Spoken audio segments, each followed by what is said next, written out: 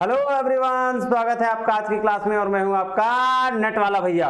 हाँ जी, चलिए करते हैं आज की क्लास की शुरुआत। सर आज क्या पढ़ेंगे?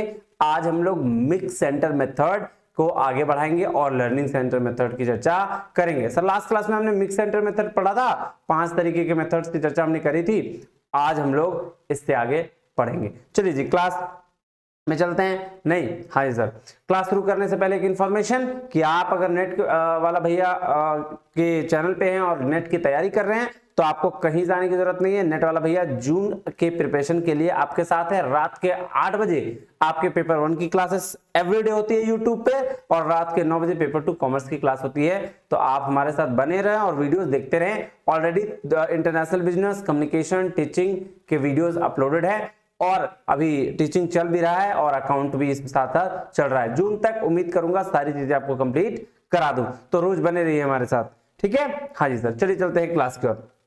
देखिएगा जी, सबसे पहला क्या था? सॉरी, छठा नंबर, 5 नंबर तो हम लोग कर चुके हैं। 6 नंबर में क्या था? ट्यूटोरियल। ये ध्यान दीजिएगा क्या है, ये इसको क्यों मिक्स सेंटर बोला गया? भाई साहब ऐसा है, आप सब ने ना बचपन में ट्यूशन पढ़ा होगा, घर में पापा मम्मी ने बुलाया होगा। नहीं, पापा मम्मी एक टीचर खोज देते थे, आपके स्कूल वाले टीचर आते थे, आपको पढ़ाते थे, पढ़ा के प्रैक्टिकल प्रॉब्लम जो होता था सॉल्व कर देते थे, या फिर जो भी प्रॉब्लम्स आपकी उस समय हो रही होती थी उसको सॉल्व कर देते थे और फिर 1 घंटे चले के ज्यादा फीस लेके चले जाते थे। तो उसी को ट्यूटोरियल कहा गया। नहीं, जहां जहां एक टीचर बच्चों की प्रॉब्लम को सॉल्व करने के लिए, बहुत ज्यादा नहीं, 5 7 2 3 ऐसे बच्चे होंगे, इससे ज्यादा बच्चे नहीं होंगे, मैक्सिमम 5 6 हो सकता है, उससे ज्यादा बच्चे नहीं। और वहां जाके टीचर क्या करता है? बच्चों की प्रैक्टिकल प्रॉब्लम्स को सॉल्व करता है, बच्चे के साथ जो समस्या आ रही होती है उसको वो सॉल्व करने की कोशिश करता है। तो ट्यूटोरियल क्या है? वही ट्यूशन जो आपने अपने घर में पढ़ा है, पापा ने आपको लगा दिया था और वो 2 लोग 3 लोग मिलके आप लोग पढ़ते थे। क्लियर है? हाँ जी सर। तो आइए देखते हैं क्या बोल रहा है। कह रहा है tutorial method is a method employed for teaching small groups for developing skills for solving numerical problems. किसके लिए है? स्मॉल ग्रुप के लिए है। और आपका क्या, कौन सा स्किल के लिए बोल रहा है? प्रॉब्लम जो सॉल्व करना है वो हमको न्यूमेरिकल प्रॉब्लम सॉल्व करने के लिए है। कह रहा है providing individual guidance, individual guidance देना है, क्योंकि कम लोग हैं ना, 4-5 लोग हैं, आपके ऊपर ने टीचर लगाया, मान लेते पड़ोस वाले अंकल भी हैं, वो भी बोल रहे मेरा भी बेटा पढ़ा दो, तो 3-4 लोग बैठ गए और वहां पे क्या इंडिविजुअल गाइडेंस टीचर दे रहा है। और क्या कह रहा है? And sorting personal problems, personal problem को भी सॉर्ट करना है। कह रहा है it is appropriate for taking care of individual difference and the guiding the students as per their needs, mastery, learning, comprehending concepts, principles and their application and for remedial exercise. मतलब ये सारा काम एक एक इंडिविजुअल पे ध्यान देना है। क्या, किस चीज के लिए? इंडिविजुअल डिफरेंस क्रिएट होगा जिससे, और क्या, उसके नीड के अनुसार, उसके मास्टरी के अनुसार, उसके लर्निंग के अनुसार। अरे भाई साहब सिंपल सा ऐसा बात समझो ना कि आपके पापा ने एक टीचर लाके दे दिया, अब आपको जो भी दिक्कत स्कूल में भी हो रही थी वो भी बताओगे सर को, सर प्रैक्टिकल प्रॉब्लम सॉल्व नहीं हो रहा आप बताइए, क्योंकि आपके पापा ने उसको पर्सनली लाए हैं, तो आप इंडिविजुअल लेवल पे आपको टीचिंग मिलेगी। तो वही बात ट्यूटोरियल्स कह रहा है। नहीं, हाँ जी सर। अब इसका एडवांटेज क्या है? सर फोकस रहता है, अटेंशन, बिल्कुल, क्योंकि आपके घर टीचर आएंगे तो आपको पढ़ा के ही सिर्फ जाएंगे, यानी कि अटेंशन, फोकस क्या है? सॉरी, अटेंशन क्या है? फोकस्ड है। कह रहा है जनरेट मोर आइडियाज, बिल्कुल ज्यादा से ज्यादा आइडियाज आएंगे, अलग अलग तरीके से बच्चे को वो पढ़ा पाएगा टीचर। नहीं, हाँ जी। कह रहा better control over pace of teaching and learning process. ये भी सही बात है कि अगर आप 4-5 बच्चों को पढ़ा रहे हो ना, या 2 बच्चे को पढ़ा रहे हो, तो आप और अच्छे तरीके से कंट्रोल कर पाते हो, बच्चों के इंडिविजुअल लेवल की लर्निंग और टीचिंग पे ध्यान दे पाते हो। डिसएडवांटेज क्या है? क्या है? It is difficult to find a suitable pace if train is very greatly in ability. बोल रहा भाई साहब ये इसमें दिक्कत क्या आ सकता है? जो ट्रेनिंग है, अगर वही बच्चा पढ़ना ही नहीं चाहता तो कहां से पढ़ाएगा फिर? नहीं, टीचर तो कितना भी कुछ कर ले, तो फिर जैसे अगर आप मान लो पढ़ना है, कोई ऐसा बच्चा होता है जिसको एकदम पढ़ने में मन नहीं लगता है, अब टीचर उसके पापा के उसके लिए टीचर हायर कर लिए, उसको कुछ भी कर लो वो नहीं पढ़ेगा। नहीं, तो ये डिपेंड किस पे करता है? ट्रेनिंग पे। कह रहा है it can be time consuming. हाँ बिल्कुल टाइम कंज्यूमिंग है। 1 घंटे का टाइम तो अगर स्कूल में या किसी और जगह पे ट्यूशन पढ़ाते हो तब 440 40 50 पता नहीं कितने बच्चे पढ़ा सकते हो। यहाँ जाओगे 1 2 5 पढ़ाओगे तो टाइम कंज्यूमिंग भी है, थोड़ा सा प्रॉब्लम सॉल्व, क्या कहते हैं, टाइम से प्रॉब्लम नहीं, थोड़ा लेट से प्रॉब्लम सॉल्व होता है, ज्यादा टाइम देकर बच्चों को समझाना पड़ता है। नहीं, हाँ जी सर। अब इसके बाद 7th नंबर में है केस स्टडी।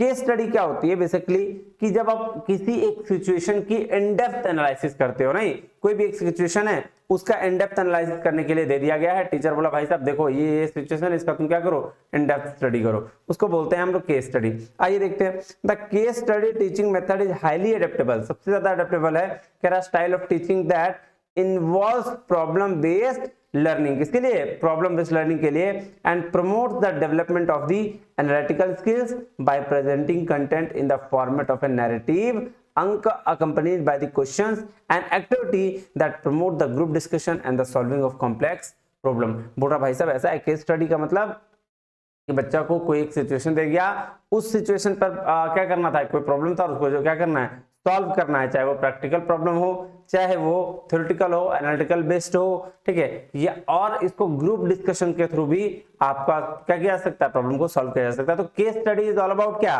कि भाई साहब एक सिचुएशन मिला आपको, उस सिचुएशन पे आपको क्या करना है, प्रॉब्लम का सॉल्यूशन फाइंड करना है। चलिए देखिए क्या कह रहा है, in this method situation drawn from a real life is followed a step by step to illustrate a general principle of problem solving strategy. The students themselves are expected to study the case material and generate the illustrated principles and questions from this specific class time. देखिए तो यही चीज बोला था मैंने अभी कि भाई साहब एक सिचुएशन आपको दी जाएगी रियल लाइफ से रिलेटेड और बोला जाएगा क्या कि इसको सॉल्व करो। अब इसको सॉल्व करने के लिए आप क्या करोगे, अलग अलग एनालिसिस करोगे, नहीं बच्चे एनालिसिस करेंगे, क्या अलग अलग मटेरियल्स देखेंगे और उस बेसिस पर प्रिंसिपल्स और क्या क्वेश्चंस को स्पेसिफाई करेंगे, नहीं। हाँ जी सर, तो कह रहा है class time is spent analyse case material through a series of instruction of questions, at the end of the case the instructor और स्टूडेंट समराइज। अब देखो जब ये सारा चीज हो जाएगा तो कंक्लूजन के टाइम में तो भाई इंस्ट्रक्टर हो या स्टूडेंट हो, दोनों कोई ना कोई क्या करेगा, समराइज करेगा, समरी के तौर पर उसको बताएगा, नहीं। हाँ जी सर, आइए चलिए एडवांटेज देखें अब इसका। हाँ जी सर देखिए क्या एडवांटेज है, क्या बोल रहा है एडवांटेज में, देखिए क्या बोल रहा है, बोल रहा डिटेल एंड डेप्थ। हाँ डेप्थ इन डेप्थ एनालिसिस होता है इसमें। हाई इकोलॉजिकल एवेलिटी, ये भी सही है, कह रहा may be only method for studying the rare behaviour, ये भी सही बात है कि केस स्टडी ना कुछ रेयर चीजों की होती है, मतलब समझ लो कि कुछ एक्सेप्ट जिसकी इन डेप्थ एनालिसिस करना होता है, नहीं इसकी इन डेप्थ एनालिसिस करना होता है उसको हम क्या करते हैं, केस स्टडी करते हैं। डिसएडवांटेज देख लीजिए, कह रहा no determination of cause and effect, कोई डिटर्मिनेशन नहीं है कि क्या कारण था और क्यों हुआ। कह रहा मे बी अनरिप्रेजेंटेटिव सैंपल, अनरिप्रेजेंटेटिव सैंपल हो सकता है। रियलाबिलिटी में भी क्वेश्चन जिसका कंसिस्टेंसी पे क्वेश्चन किया जा सकता है। डिफिकल्ट टू रेप्लिकेट, रेप्लिकेट करना मुश्किल है और टाइम कंज्यूमर और एक्सपेंसिव भी। हाँ भाई बिल्कुल सही बात है, डेप्थ एनालिसिस करोगे तो टाइम कंज्यूमर भी होगा और पैसा तो लगना है ही। आइए जी नेक्स्ट नंबर चले, नेक्स्ट नंबर क्या था, रोल प्ले।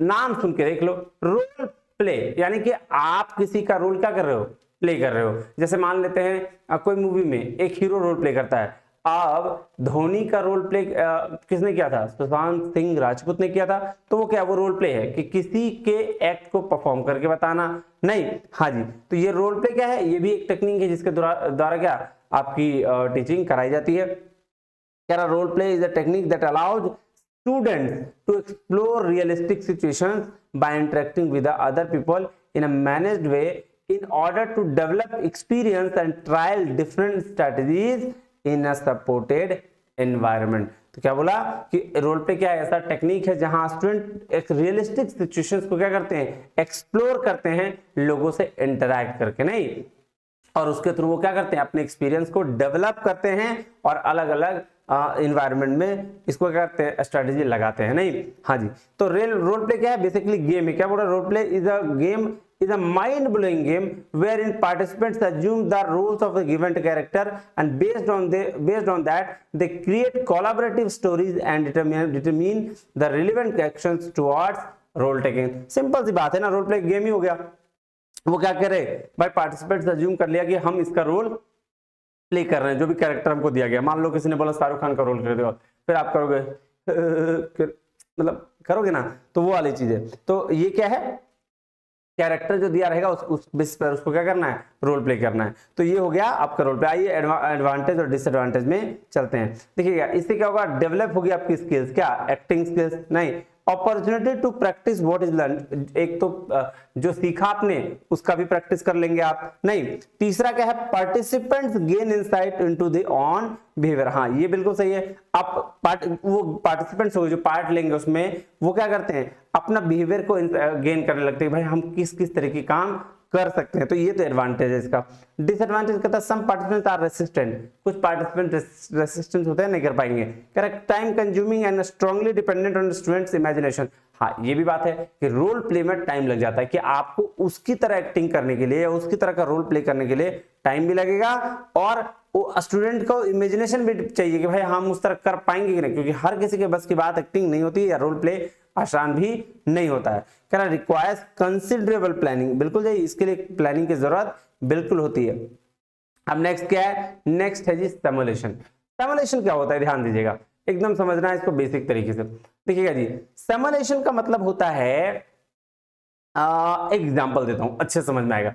आप मुझे बताओ कि पायलट होते हैं ना, हाँ बिल्कुल होते हैं सर। तो पायलट कैसे प्लेन उड़ा सकते हैं, क्या बोलता है, अरे अरे चलो चलो, अरे तुमको प्लेन उड़ाना सिखाना है, चलो चलते हैं। चलते कहाँ चलते हैं सर, जहाँ पे सारे पैसेंजर्स बैठे हुए हैं उसमें आगे बैठा देते हैं पायलट को, चलो ठीक है अब उड़ाओ सीखो। अरे उड़ाते उड़ाते सीखो ऐसे करते हैं क्या, नहीं सर। उसके लिए भी क्या होती है, पायलट्स की ट्रेनिंग के लिए एक सेम वैसा ही जगह तैयार किया जाता है जैसे एयरपोर्ट होते हैं या फिर उसकी जहां हवाई जहाज हमें उड़ाना होता है, वैसा ही एक जगह तैयार किया जाता है, और उस जगह पे पायलट की पहले स्पेशल ट्रेनिंग दी जाती है, और तब जाके वो क्या पायलट के सीट पर बैठकर तब जाके हवाई जहाज या कोई भी चीज उड़ाता है। ऐसे नहीं कि आया बेटा बेटा चलो चलो चलो चलो आओ, चलो चलो उड़ाना है, जहाज उड़ाना है, चलो चलते हैं, ऐसा नहीं होता। तो सिमुलेशन का मतलब होता है कि सेम कंडीशंस क्रिएट करना, वैसा ही जैसा आपको ट्रेनिंग, जैसा आपको काम करवाना है, आई मीन जैसे आपको रियल में काम करना है, वैसे ही कंडीशन क्रिएट करके वहां पहले उसको ट्रेनिंग देना, उसको सिखाना और फिर वो काम करवाना। समझ गए, आइए देखते हैं।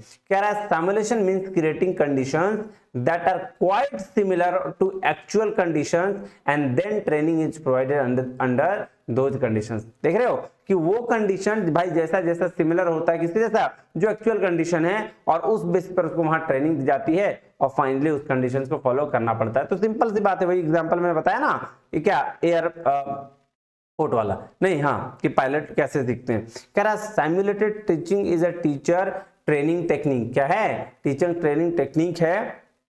It is used to bring about modification in the behaviour of the teacher.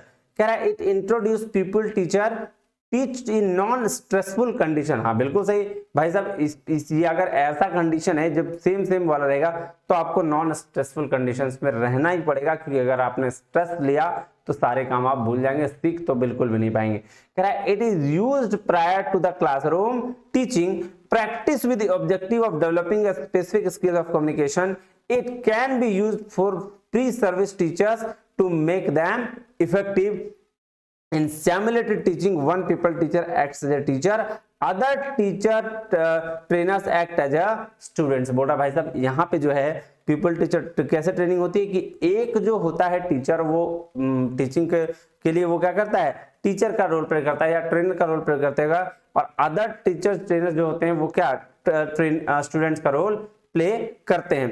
कह रहा है in the teacher in this situation teachers considering a student as a school student. अच्छा देखिए ये भी कह रहा है ये एक ऐसा सिचुएशन है जहां टीचर को कंसीडर किया जाता है भाई साहब, और स्टूडेंट को एकदम स्टूडेंट की तरह कि भाई वो एकदम बच्चे हैं, स्कूल के बच्चे हैं, तभी वो चीजों को सिखा पाता है। आइए चले नेक्स्ट। हाँ जी सर चलते हैं, क्या बोल रहा है, एडवांटेज क्या क्या है देखिएगा। कह रहा study interactions of variables and their importance of system performance. क्या क्या वेरिएबल्स हैं, उसकी इंटरेक्शंस की स्टडी होती है और उसके इंपॉर्टेंस ऑफ परफॉर्मेंस की बात होती है। कह रहा perform bottleneck analysis, bottleneck analysis भी करते हैं। Understand how the system operate, ये भी समझते हैं कि भाई सिस्टम कैसे ऑपरेट करना है, और टेस्ट करते हैं कि अगर ऐसा तो क्या होगा। क्वेश्चन पूछता है ना भाई व्हाट इफ, अब क्या अगर ऐसा हुआ तो क्या होगा, तो ये सारा क्या ये टेस्टिंग करते हैं। डिसएडवांटेज क्या है, कह रहा model building requires special training. बिल्कुल सही बात है भाई, इसके लिए स्पेशल ट्रेनिंग की रिक्वायरमेंट होती है, तो ये ज्यादा हो जाएगा। कह रहा simulation results can be difficult to interpret. हाँ ये भी सही बात है। तो simulation modelling analysis can be time consuming and expensive, बिल्कुल एक्सपेंसिव होगा कि भाई साहब सेम कंडीशन करना है तो ट्रेनिंग के लिए हमें अलग उस तरीके का चीज लेके आना है तो पैसा तो लगेगा। कह रहा simulation is used in some cases when analytical solution is possible. ठीक है, तो सबसे पहले क्या, ये तो जरूरी है भाई, सिमुलेशन कुछ कुछ केसन में एनालिटिकल सॉल्यूशन दिया जाता है, तो ये क्या है डिसएडवांटेज का। अब आ गया डेमोन्स्ट्रेशन, ये क्या है डेमोन्स्ट्रेशन, सर आइए देखते हैं। डेमोन्स्ट्रेशन का मतलब होता है डेमो देकर दिखाना, नहीं तो ऐसी टीचिंग जहां काम करके बताकर दिखाकर आपको टीचिंग कराई जाती है उसको हम लोग क्या बोलते हैं डेमोन्स्ट्रेशन। ठीक है, हाँ जी सर आइए देखते हैं। कह रहा था demonstration method is based on the principle of learning by doing, काम भी करो और टीचिंग भी दिला दो। इसका एग्जांपल बेस्ट क्या हो सकता है, याद है? हाँ सर, डॉक्टर वाला, जो डॉक्टर्स ऑपरेशंस के लिए वो जो करते हैं तो वो क्या करता है, वो करके दिखाता है, ठीक है, और उस समय उसको सिखाता भी है, नहीं? हाँ जी सर, हालांकि वो डेड बॉडी पे अप्लाई करता है, ऐसा नहीं कि जिंदा बॉडी को फाड़ा, ऐसा नहीं होता, तो वो उसको किस पे अप्लाई करता है, डेड बॉडी पे, तो ये ध्यान रखिएगा। कह रहा था clinical teaching of procedure in hospital is based on demonstration, देख लो आ गया तुरंत, क्लिनिकल टीचिंग की प्रोसीजर किस पे बेस्ड होता है, डेमोन्स्ट्रेशन पे होता है। कह रहा था lesson demonstration strategy is traditional classroom method which is used in technical school and training college. कह रहा था demonstration step gives students the opportunity to see and hear the details related to the skill being taught. तो ये ध्यान रखिएगा कि demonstration का मतलब होता है डेमो देकर दिखाना, लर्निंग बाय डूइंग काम करके दिखाना और फिर उसको क्या सिखाना। तो ये कहाँ होगा, ये सर हॉस्पिटल्स में होगा, बड़े जो डॉक्टर्स बनेंगे, जो डॉक्टर्स लेवल पे जो स्टूडेंट होते हैं उनको, जो डॉक्टर लेवल के प्रोफेसर्स होते हैं, सॉरी डॉक्टरेट जो होते हैं यानी प्रोफेसर जो होते हैं, वो डॉक्टर क्या बोलते हैं इसको यार, एमबीबीएस के स्टूडेंट्स को ऐसा सिखाते हैं, नहीं? हाँ जी सर, आप चलें आइए एडवांटेज और डिसएडवांटेज देखें। कह रहा एडवांटेज क्या है, कह रहा involves various sense that make learning permanent. कह रहा ऐसा ऐसा सेंस क्या बोल रहा है, वेरियस सेंस होता है जो लर्निंग को परमानेंट कर देता है। Teacher invites cooperation of pupils, बिल्कुल सही, टीचर इनवाइट करता है, बोलता है भाई कोऑपरेशन जरूरी है, क्योंकि अगर आप सोचो वो डॉक्टर काम कर रहा है बीच में और स्टूडेंट बोल रहा है सर ये वो दिस दैट इधर उधर के, तो फिर गया काम से, कुछ सीख नहीं पाएगा, फिर पेट चिड़ने की जगह के कान के पर्दे में वो टाका लगा देगा, नहीं? हाँ जी, तो क्या कह रहा है, develop interest and motivation for active participation, ये इसके लिए डेवलप करना पड़ता है क्या, इंटरेस्ट और मोटिवेशन, एक्टिव पार्टिसिपेशन, एकदम काक आंख कान नाक सब खोल के देखना पड़ता है, तभी आप डॉक्टर बन पाते हो। कहता है help achieve psychomotor objective, psychomotor objective मतलब टेक्निकल स्किल्स की बात कर रहा है, नहीं? हाँ जी, कह रहा है increase leadership and self confidence among demonstration, बिल्कुल सही, लीडरशिप और सेल्फ कॉन्फिडेंस जो डेमोन्स्ट्रेशन होता है, डेमोन्स्ट्रेटर कौन होते हैं, जो दिखाने वाला डॉक्टर, जो हेड डॉक्टर होता है वो, तो वो क्या करते हैं, लीडरशिप और सेल्फ कॉन्फिडेंस डेवलप करा देते हैं। डिसएडवांटेज क्या है जी, आइएगा देखते हैं। कहता है can only be used in skill subject, only attention in the of the learner is invited towards activity demonstrated, जो किस पे अटेंशन रह रहा है, जो एक्टिविटी कर रहे हैं सिर्फ उसी पे अटेंशन रहता है, नहीं? कह रहा due to poor economic condition of the government school there is scarcity of audio visual aids and equipment, वो तो बात सही है भाई, पुअर इकोनॉमिक कंडीशन की वजह से गवर्नमेंट स्कूल में कहाँ, वहाँ तो सिर्फ खिचड़ी खाने आता है, नहीं? हाँ, तो ऑडियो विजुअल एड और इक्विपमेंट की रिक्वायरमेंट है जो कि बिल्कुल भी नहीं होती है, स्कार्सिटी होती है। लीजिए जी, ये मिक्स्ड सेंटर मेथड था, इसके 5 और भी हमने कंप्लीट कर लिया। इसके बाद लर्नर सेंटर मेथड हम लोग पढ़ेंगे और आगे के वीडियोस में हम देखेंगे। आज वीडियो ज्यादा लंबा हो जाएगा अगर मैं लर्नर सेंटर मेथड भी पढ़ा दूं तो इसीलिए आज इतना ही रहने देते हैं, फिर मिलते हैं अगले वीडियोस में लर्नर सेंटर मेथड के साथ। तब तक के लिए बहुत बहुत धन्यवाद। और अगर आपने टेलीग्राम चैनल नहीं ज्वाइन किया है तो इसको जरूर ज्वाइन कर लीजिए, क्योंकि वहां पे आपको सारे इन्फॉर्मेशन दे दिए जाते हैं। मिलते हैं अगले वीडियो में, तब तक के लिए बहुत बहुत धन्यवाद। Thank you very much. जय हिंद।